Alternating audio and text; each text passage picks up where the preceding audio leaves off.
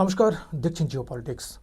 একটা বিষয়ে আলোচনা করা খুবই গুরুত্বপূর্ণ বলে মনে করি। 2025 সালে যখন আমেরিকার রাষ্ট্রপতি ডোনাল্ড ট্রাম্প রাষ্ট্রপতির পদে আসীন হলেন, ঠিক তার পরেই কিন্তু 12টি দেশকে তিনি মানে বেন করে দিয়েছিলেন। মানে ওই সব 12টি দেশের কোনো যাত্রী ভিসা করে আমেরিকা যেতে পারবে না। জাতীয় নিরাপত্তাকে বেশি গুরুত্ব দেওয়া হয়েছে। বিশেষ করে আমেরিকা যুক্তরাষ্ট্রের নিষেধাজ্ঞা জারির পেছনে জাতীয় সুরক্ষা এবং ওইসব দেশগুলো থেকে নাকি হুমকি এবং নির্দিষ্ট দেশগুলোর সাথে তথ্য বিনিময় ও যাচাই বাছাই প্রক্রিয়ার একটা অভাব রয়েছে বলে তিনি মনে করছিলেন। এই পদক্ষেপ নেওয়া হয়েছে বা এই তালিকা তৈরি করা হয়েছে মার্কিন প্রেসিডেন্ট ডোনাল্ড ট্রাম্পের নির্বাহী আদেশের ভিত্তিতে। 12টি দেশের মধ্যে রয়েছে মায়ানমার, চাঁদ, Congo, Libya, Somalia, Sudan, Iran, আরও বেশ কয়েকটি দেশ। কিন্তু সবথেকে মজার ব্যাপার হচ্ছে যে আমেরিকা এই 12টি দেশকে বেন করলো নিরাপত্তার স্বার্থে, মানে নিরাপত্তা যাতে বিঘ্নিত না হয় সেই দেশের, সেই জন্য। কিন্তু পাকিস্তানকে ব্যান করলো না। পাকিস্তানকে তো ব্যান করা উচিত ছিল নাকি? মেন কারণটাই হচ্ছে যে পাকিস্তানকে পাপেটের মতো ইউজ করা, পুতুলের মতো। যখন আমেরিকা চাইবে তখনই তাকে ইউজ করা। ভারতের পেছনে লেলিয়ে দেওয়ার জন্য আমেরিকা ইউজ করতে পারে। ভারতকে যদি ইকোনমিক্যালি ড্যামেজ করা যায়, তার ক্ষেত্রে একটা ইনডাইরেক্টলি সাপোর্ট রাশিয়া পাবে না। এবং রাশিয়া ও আমেরিকার যে সম্পর্ক, সেটা শত্রুভাবাপন্ন আদিকাল থেকেই চলে আসছে। তো আমেরিকার দ্বারা পাকিস্তানকে বেন করার পেছনে বেশ কয়েকটি কারণ থাকা সত্ত্বেও তিনি কিন্তু তাকে বেন করলেন না।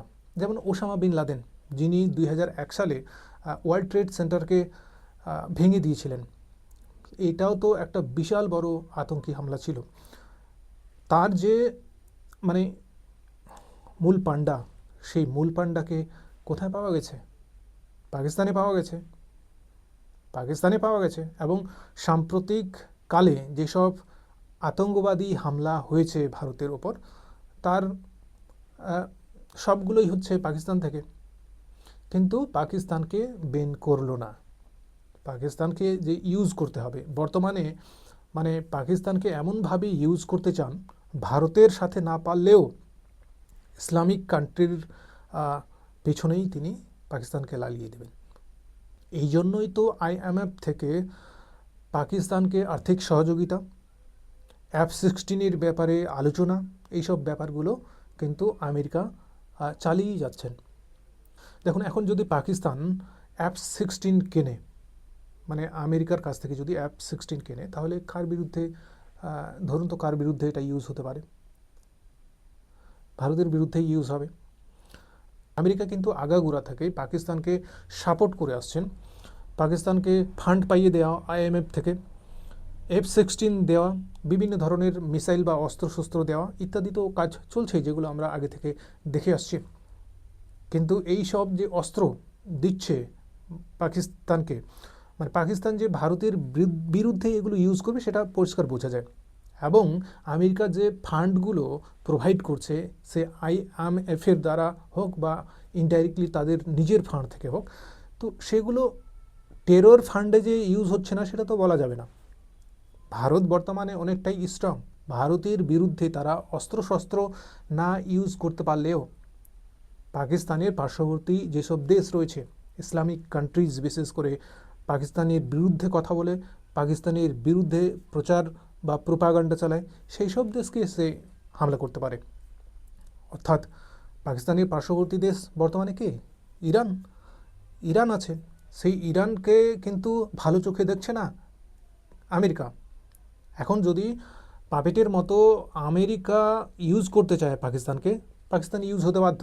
কারণ তোমাকে আমি দিয়েছি টাকা, তোমাকে আমি অস্ত্রশস্ত্র দিয়েছি, তোমাকে যে অস্ত্রগুলো আমি দিয়েছি সেইগুলো তুমি ইরানের বিরুদ্ধে ইউজ করো, গাজার বিরুদ্ধে ইউজ করো।